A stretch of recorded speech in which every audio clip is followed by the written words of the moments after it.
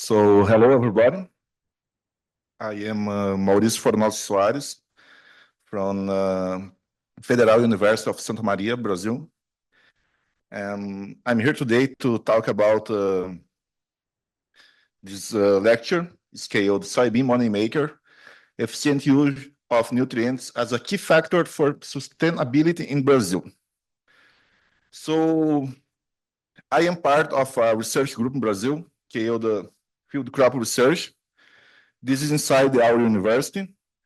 We work with ecophysiology of many crops. So the Soybean Money Maker is our main project now. I will introduce the team to the research group. Here is the website, and you can see our programs here, mainly the Soybean Money Maker. So I will introduce a research group. This is field crops team, all right?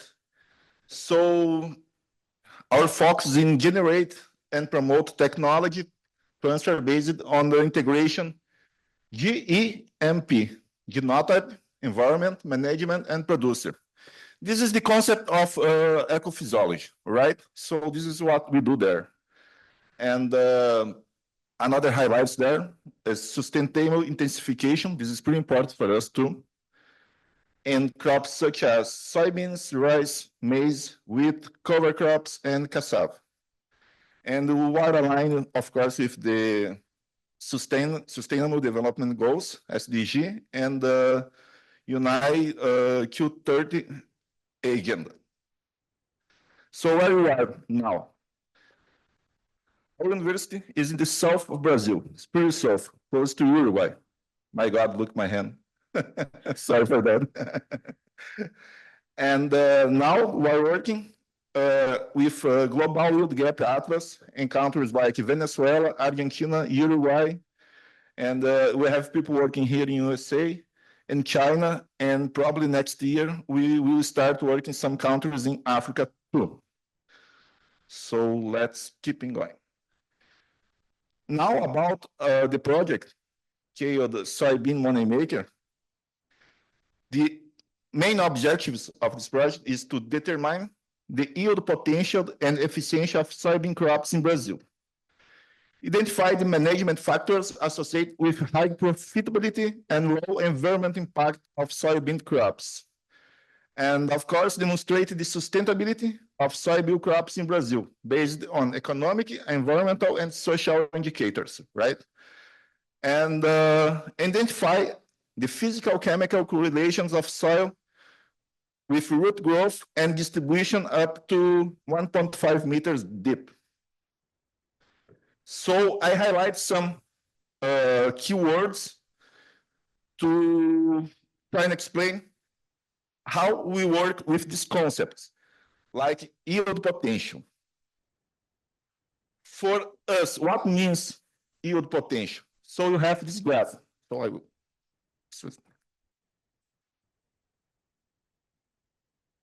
All right. This is a very classical graph for us in our class and specs, because this is the concept of yield potential for us. What is the yield potential? It's the most of any crop can produce based on environmental conditions. Of course, this is linked to photosynthesis. What you need for photosynthesis is solar radiation, temperature, CO2 concentrations, and genetics. This is what determine the yield potential. So you have some conditions that limited the yield potential, that is water and nutrients, and some that reduce the yield potential, that is weeds, disease, and insects infections. So here we can see the gaps. The first gap we call the water gap. Is the difference what water limited yield potential in the total yield potential. And here you can see the actual yield. This is we call management gap. Usually, it's easy to work in management gaps because agronomics practices can solve this problem. But something like what we can change in the factors that determine solar radiation, temperature, CO2, genetics. CO2, I think, of course, with climate change, this can change along the time. But in a season, you can change solar radiation. We can choose different soil dates, so you can take another kind of radiation range. And same for temperature. And of course, genetics in Brazil you have around 2,000 cultivar registered. So you have a lot of options for this. And about the water limited yield potential, water we can solve with irrigation. And nutrients is agronomic practice, all right. And of course, the reduced warming is agronomic practice too. Keep going. So we can calculate it by average the country yield potential. And this is from GIGA, Global Yield Gap Atlas. So what we can see here? We can see that in USA, the yield gap is 35%, but the yield potential is lower than Brazil. It's a little bit more than Argentina. I have these countries because I think this is the two major soybean production in the world. And I can see in Brazil a large yield potential. This is for our territory, and a large yield gap too. So the main thing about our project is understand why you have this yield gap and how you can exploitable this gap and reach better yields. All right? Calculate it using usually crop models like the SAP and that stuff, right? Let's go. So now we'll talk why this is important, global thinking, all right? This is our publication about protect rainforest using the yield gap as a reference. Why we are using this? First of all, Brazil, there is 4 main biomas. In the south, where I live, Pampa. Then Atlantic Forest, Cerrado, and Amazon. All right. So how is the improvement of soybean in Brazil? You can see in the pie charts, right? If red is cropland expansion. It's take off woods, take off forest, and soybean plants or another kind of crops. If it's green, it's yield improvement, right? Indeed, maybe that can be a solution. What more here? Here you can see expansion mainly in Cerrado and Amazon. What happened? Soybean crops in Brazil starts in the south, right? 60 years ago. So the people was in the south with the first fields of soybean, and then they start to go to the north. So there is a place with a lot of experience in soybeans and management. And we can see here the increase of yield in the south states is bigger than in Cerrado and Amazon. So here you can see the exploitable yield gap. What is green? Most green, like in the south, this is linked to water. In our state, each 10 years, there is 5 droughts. So Rio Grande do Sul state, we get it, well, we say that it should be like Nebraska. It's irrigation state because it's 50% of risk, is a lot. But another way, in the Cerrado, this part of the Brazil, there is a lot of yellow gap, where agronomic practice can maybe fill these gaps, all right? So here you can see, talking about Cerrado, this is a large potential, around 5.4 tons by hectare. There is a pretty low variation coefficient of variation.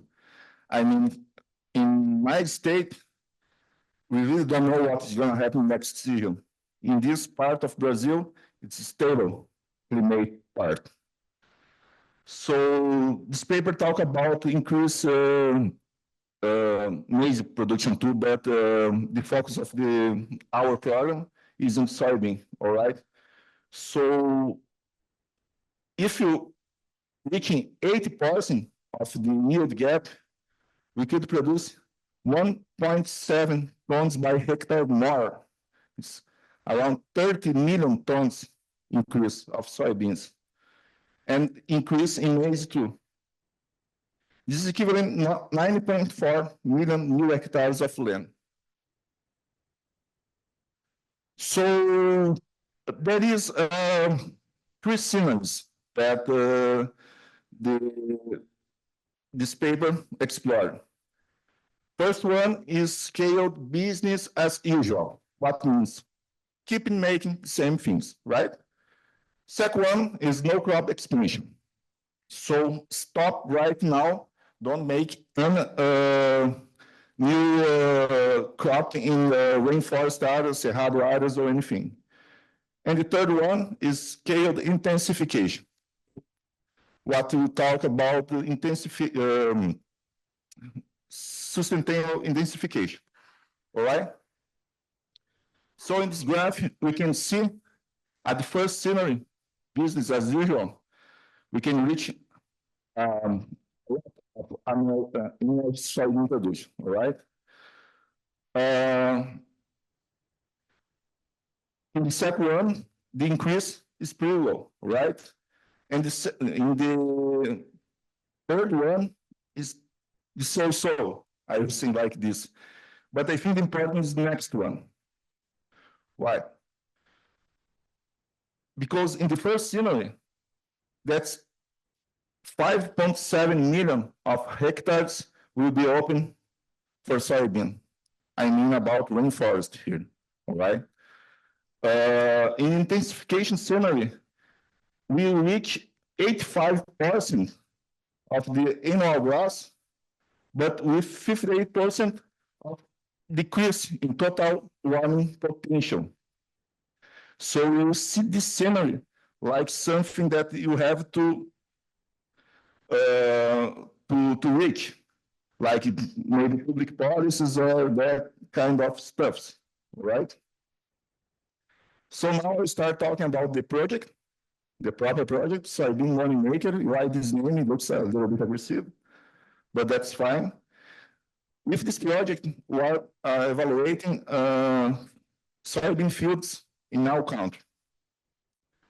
It's around 100 of fields in our Brazil. And what's the objective? First of all, determine the yield potential and efficiency of soybean crops in Brazil. Then identify the management factors associated with high profitability. How I was reading before, but here I highlight this word, sustainability, right? Because a lot of people talk about sustainability, but I think sometimes that if you had a concept, a formed concept, could be easy to work in science. So we have, it's not our concept, but the concept that we work is this one, based on three pillars: environmental, social pillar, and economic pillar. And how we work in the project. In the economic, we calculate for each field return on investment and productive efficiency. In environmental, we calculate the CO2 emission intensity and nutrient balance, right? In the social, we check family succession, social interaction, search for knowledge, and gender inclusion. We are scientists for agriculture and environmental science. So for us, the yellow and green one is a little bit easy to calculate. We know how to do it. So for us, strength is the social pillar. So maybe after you can help me with some ideas. I'm up for this. but it's really hard for us. Still, we are looking for people that work with this there in our university, but is something that we are looking for making better. So, another justify. This is a paper from his. They make a survey, ask the farmers, what is your big issue in your field? And they said the worst one was cultivar. They had problems with cultivars. Then the mage, then nutrients, and okay, like the graph. But database studies, the scientists identified that nutrients was the worst thing. So to take decisions, make public policies, and work well, I think you really have to check the database information instead opinion-based, right? And this is what the Soybean Money Maker is trying to do now. And this is data for Soybean Money Maker already. We are in the 4th edition, I forgot to say that. So the nutrition is the main factor that cause gap in the fields that were evaluated. And of course, it's linked with the conference, right? Because we came here to present this project, but of course, talk about nutrients too. So I back to this same slide, because we have here the USA, Argentina and Brazil, real potential gap, and Soybean Money Maker too. So, of course, people that is in the program, in the project, choose the best fields, but of course, it's a contest. And this is the main of Brazilian agriculture, right? They're gonna be working in the same way that the first paper was direct news. So some metrics. Now we are working in 96 soybean fields in Brazil. There are 13 states, over 15,000 kilometers. And I will show some interesting cases. This is my cities, all right? Something like this. Campo Novo dos Parecidos in Mato Grosso state. There is a city, where is there a field? So you have the first bar, yield potential. This is in kilograms by hectares, all right? And now you have knowledge to divide the gap. So this is a irrigated field. There is no gap in water. There is gap water in first stage, emergence for reproductive. Then you divide at the early the productive stage and later the reproductive stage. Land density could be a problem, not here. Soil pH 2. Here I can see a nutrition, phosphorus and potassium gap. It's almost 1 ton. And disease gap 2, right? And this is the yield of this field compared to yield potential.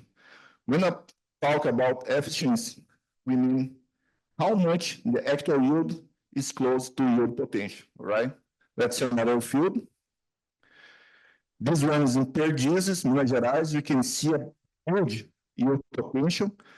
That will change because we calculate it, we use the exactly soybean date. So it depends of this, will change the yield potential.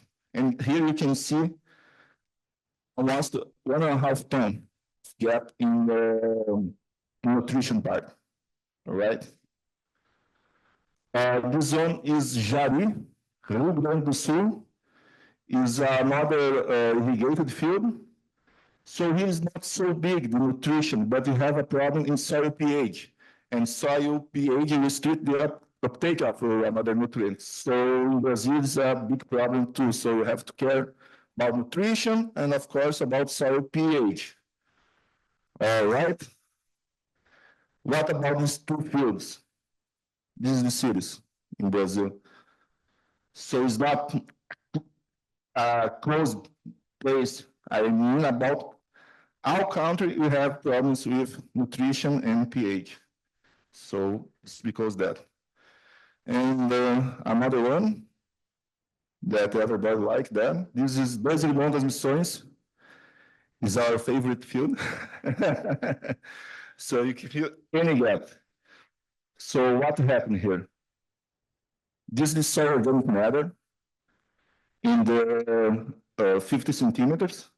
You can see that start almost 4.5%. I'm using a soil with 7% of clay.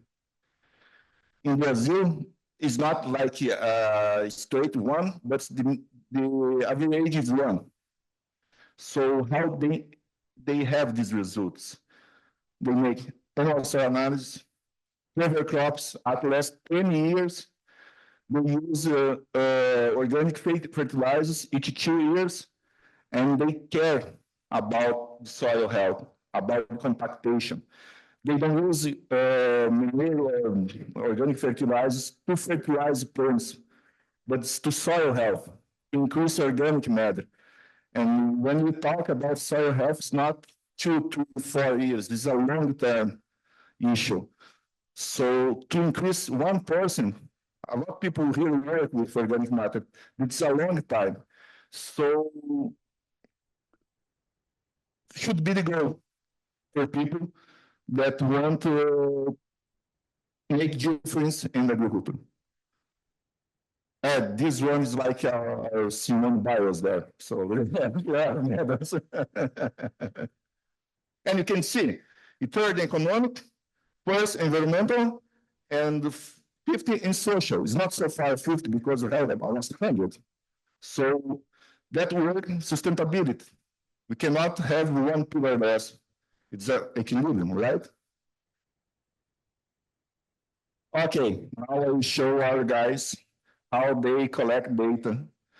We have to rent cars, we have to take flights, and most of the field crop research team, of course, we're proud about our books, our publications, our papers, but we're very proud about our people, our students. They are really amazing guys. Look this, how long they have to travel to be like this. It's not to go see some museum or something like this. It's to be buried in the soil. Porto Nacional, Tocantins. This. It's not so far, but it's a lot of water inside. So this one I love, Maracaí, São Paulo. It's 1,100 kilometers by car. So these are my students. Let's see, Unai, Minas Gerais, 2,000 kilometers. And that is, these guys are between 18, 24 years, right? So this is some of the books of our team. And how I told, of course, I'm very proud about our publication papers, but again, we are proud about our people, right?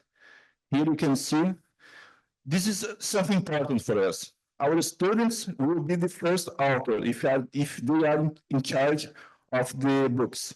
So here you can see Eduardo Lago, and of course, this open class for them, because Eduardo Lago is here in your work. He's first author of soybean books. Isabella Villagrán is working in the Kansas University now, and the first author of maize book. And the rise doesn't matter. He left us. No, I like him, sorry. So I had a good picture for him. He left us to get weak. And this is our, what to say, our size for food. I don't know how is my time at the month. My 2 minutes, so how I was talking about our people. At last 4 months in our state, in Rio Grande do Sul, we had the worst floods at last 100 years, actually ever. There are no resistance. So right in the south of Brazil, maybe the people don't know what really happened, but that was worse than Katrina. It was really, really disaster, a big disaster. And we will use a lot of land in agriculture too. And we can help, we will help, we are ready to help the farmers and that have some issues because the floods. But not just like this. I can show you some pictures of the floods. I don't know if I can, how I can run this movie. It's possible? Where? Oh,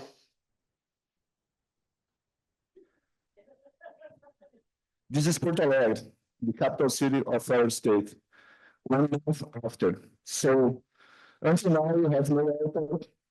We have a lot of issues in the cities.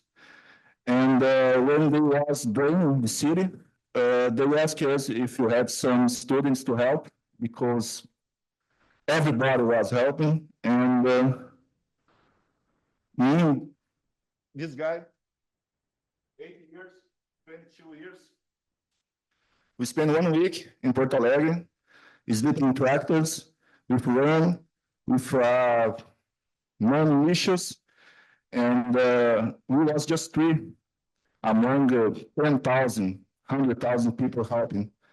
But I told these guys, this is not for state, it's not for country, it's for you guys, because this will make better people. So I think field crops is enhancing people, make better agronomic guys, and are close to the community. So this is